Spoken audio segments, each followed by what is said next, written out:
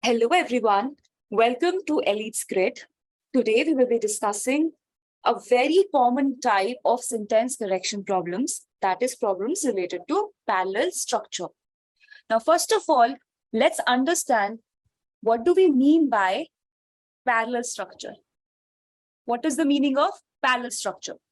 Now, see, every sentence has some structure. What do we mean by the structure of the sentence? Structure of the sentence means the way it is constructed. For example, the basic structure of any sentence, a very simple sentence will be subject plus verb plus object. If the sentence is complex, then the structure can be something like, if it's a big sentence, then we can have a clause here, another clause. So this can be another way. But when I say the structure of the sentence is parallel, what do I mean by that? Parallel means similar. So similar structure means that the different components in the sentence, they are similar to each other. For example, if I'm using different verbs, I'm using multiple verbs in the sentence. If I'm talking about in terms of verbs, I'm using multiple verbs. Then the form of those verbs should be same, should be similar. For example, if I'm using infinitives, infinitives are to plus first form of verb. For example, in this sentence, to hike, to swim, then I should use, here also I should use to ride. Then only the sentence will be correct. If I'm using gerunds, like, the ing form of the verb, then all the verbs should use the ing form. For example, John likes hiking, swimming. So here it shouldn't be to ride. Here it should be riding only. Then only the sentence will have a parallel structure. Now, if I talk in terms of voice, if a part of the sentence is in active voice, then the rest of the sentence should also be inactive, not in passive. Then only parallel structure will be maintained. For example, in this sentence, Kate prepared the speech on the plane. Now this part is in active voice. And now the second part, which is, and it was delivered by her at the conference. Now this part is in passive voice. So this sentence is not correct because the first part is in active voice and the second part is in passive voice. So to make it correct, we must replace this passive voice part into active. So Kate prepared the speech on the plane and she delivered it at the conference. So this way it will be correct because the entire sentence is in active voice. So when I'm talking about parallel structure, so the verbs have to be in the same form. The voice has to be same. If I'm using clause in one part, then the second part, which is being connected through a conjunction, then that should also be a clause, not a phrase. Now, what is the clause and a phrase? Clause and phrase, both of them are a group of words. We'll discuss it here. Clause is also a group of words and phrase is also a group of words. But clause contains subject plus verb both. But phrase will not be including these together. It can have only subject or only verb or none of them, but it will not be having this subject plus verb combination. So group of words. So if in a sentence I'm using clause, then the rest, the other part should also be clause. And if one part is phrase, the other will also be phrase. Now we are moving to questions. So the first question is, the possibility of an attack on Indian Point, a nuclear power plant, has caused local government officials to plan evacuation routes, build shelters, and offering citizens potassium pills so there will be fewer casualties in case of a leak. What is the meaning of this sentence? The sentence wants to say, in case there's a possibility that we can have an attack, and so that the impact of leakage from the nuclear power plant is lesser.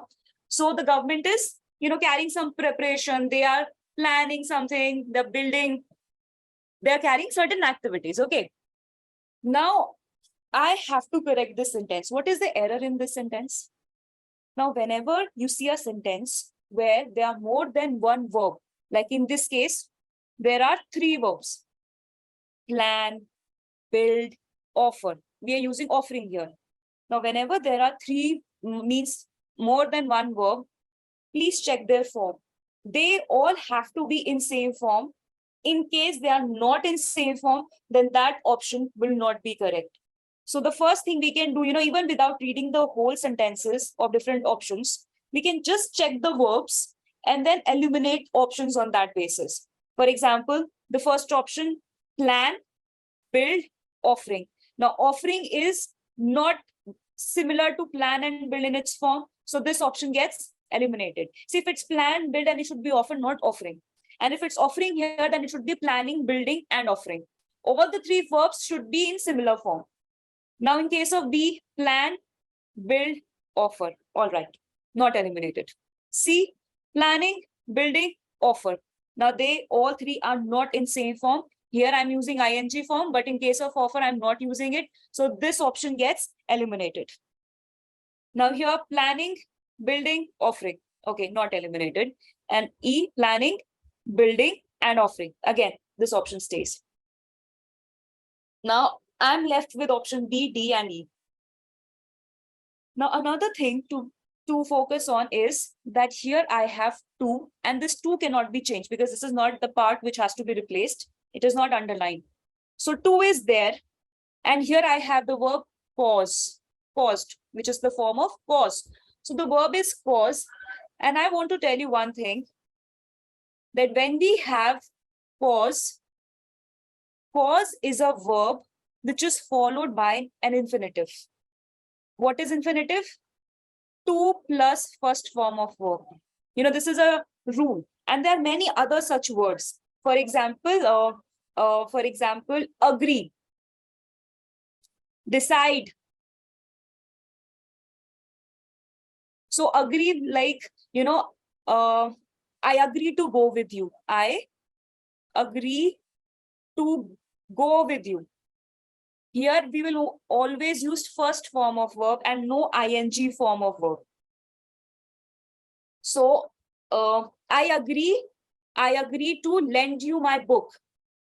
I agree to lend you my book. It cannot be lending here. I agree to lend you my book. So there are certain words which are followed by infinitive. That is to plus first form of verb. They do not take ing form. So agree is one such word. Decide. Other examples, are wish, desire, hope, easy. These are such words that they will take to plus first form of verb, that is called infinitive form, after them. They will not be followed by ing form. So here I have to and cause. Cause is one of the such words. So has caused local government officials to. So now using ing form of verb here will be grammatically incorrect. So in this way, this option gets eliminated and this option gets eliminated. So I'm left with only option B. Now, in case you do not, you're not able to recollect such rules or you're not aware of them, and if you still have to make a guess, then, ing form is not that much preferred when it comes to certain sentences, as I've discussed in last video also, because, for example, let's talk about planning. Then planning, when I use ing form, it means that the action is happening the moment I'm talking. So for some of the actions, it can become very impractical. If you imagine that thing, I'm speaking and then that thing is happening, it can become impractical. So sometimes ing forms are not that preferred. So if at the last you're left with two options, and one is using simple form of verb and the other is using ing, there are very high chances that the simple form or first form of verb and not the ing form of verb will be preferred. It's not a rule, but okay, in case nothing else helps you, and this can be a shortcut that you can use as a method of last resort. And it was easy anyway here because two a planning anyway was sounding very grammatically incorrect. So you could have anyway eliminated this option also. So we now move to second option, second question, which is the catastrophic San Francisco earthquake at the turn of the century destroyed numerous buildings, and many were led to believe that the city had become a permanent disaster zone. Now, what is the meaning of this sentence? The sentence tells us that there was an earthquake which destroyed certain buildings, and then it forced people to think in such a manner that they have started believing that the city has become permanently unsafe. Now, what is the error in this sentence, which is not making it parallel in structure? The error is that if you see, there are two verbs, destroyed. The earthquake did two actions. First of all, it destroyed, and second, it led people to believe something. Now, the first action is in active voice, and the second action is in passive voice. So this earthquake did two things. It destroyed. So if the first action we are telling in active voice, the second also should have been in active voice. That is, it led to something. What is the difference between active and passive? Active and passive. In active, the subject does something. It carries certain action. In passive, that action is done. We explain it in such a way that the action is acted upon the subject. So if the first part is in active form, the second also has to be in active form. Now, A option is in passive form, so this gets eliminated. B also gets eliminated because this is also in passive form. Now, C, C is too much wordy, too much complex, too much, indirect. See, the belief, this led to, was, that. There was no need to use such an indirect expression. And one more thing. Let's suppose you have two options at the end. And both of them are correct. One option is very lengthy. It is very complex. The formation is so complex that it is using several indirect words to explain a thing. And there is another option, which is short and simple, direct. Then you should always use that shorter option. Why? Because, remember, you are planning for a career in management. And one of the important goals of management is efficiency. The most important is efficiency and effectiveness. So what is efficiency? Efficiency means that you obtain maximum output with minimum input. This is efficiency. And when it comes to sentence formation here, efficiency would mean that I'm able to express maximum things with minimum number of words. So remember, in case there's an option which is too much indirect, which is using unnecessary words, which we actually have certain kind of, there's a certain type of error also. Because of too much words, it becomes inefficient. So then that option should not be preferred. So I'm eliminating this also. Now we are left with D and E. Both of them are in active voice. Now I have to select any one of them. Now let's read them. Led many to the belief of the city and led many to believe that the city. Now the difference here is it is using belief, and here it is using belief. What is the difference between belief and belief? Belief is a word. Belief is a noun. Now, if you understand the meaning of the question, what is the question saying? That the earthquake, destroyed the buildings and it made people to think in a particular way. They started thinking that the city is no more safe. So don't you think they're expressing an action that was done by the earthquake? So don't you think word means action word. Don't you think verb will be a better choice here? So it led many to believe that the city had become a permanent disaster zone. And even this, formation, the belief of the city is anyway grammatically incorrect as well.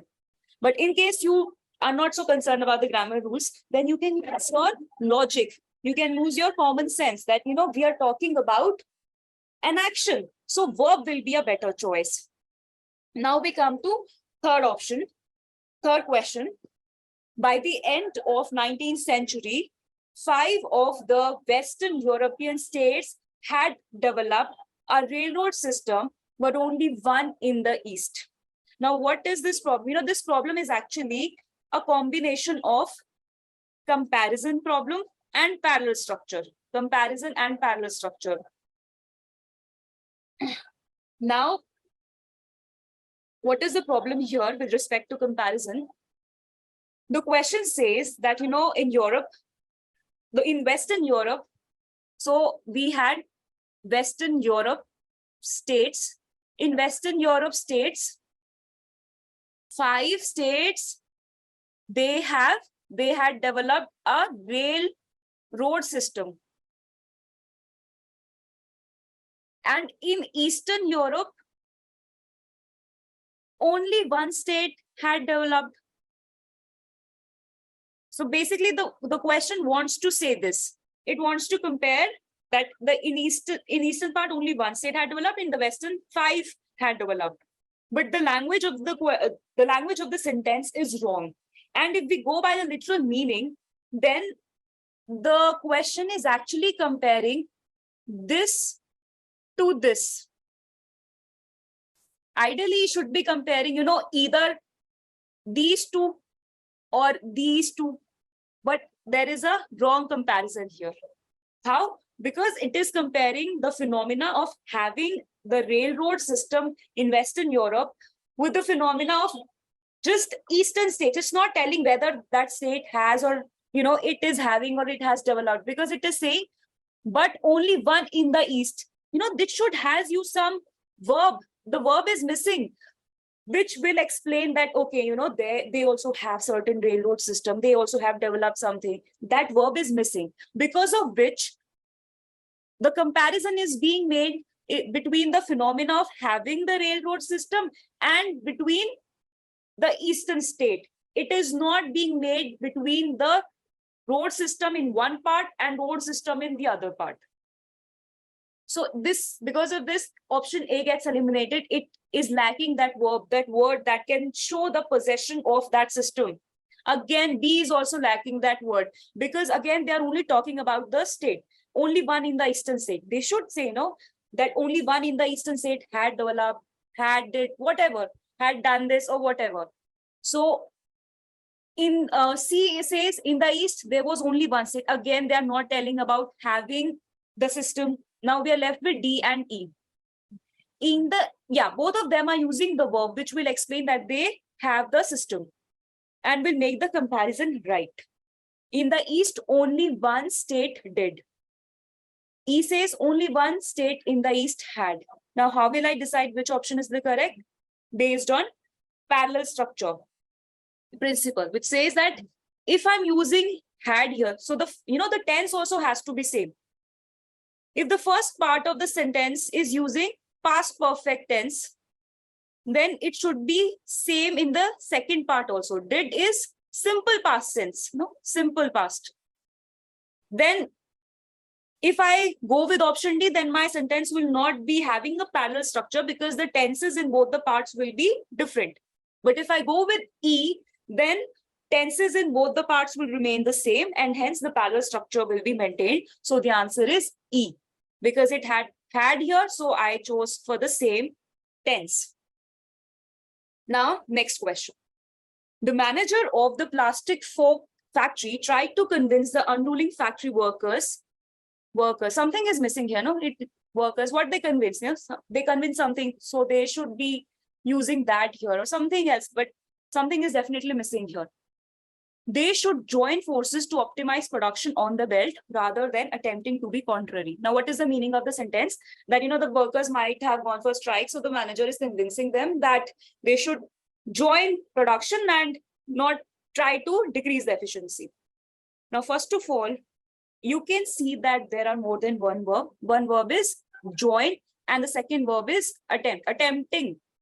Now, we can see when we are using more than one verb, the form has to be same, but here it is not. Here we have simple form join, and here we are using ing form attempting, so it is not correct. So we will eliminate all those options where the form of these two verbs is not same. So in A, you don't even have to read the entire sentence. You can first eliminate only by seeing the verb forms. Join, attempting. So it is definitely not the correct option, so gets eliminated. Join, attempt. Okay, it stays. Joining, attempting. Okay, they are also same. Joining rather than attempt. So this is not same. So option D also gets eliminated because it's joining here but attempt here. Both have to be same. E, join, attempting. Okay, this also gets eliminated. Now I am left with two options, B and C. If you are aware of this grammatical rule that with convince, we use that and not about, then you can easily take B and eliminate C.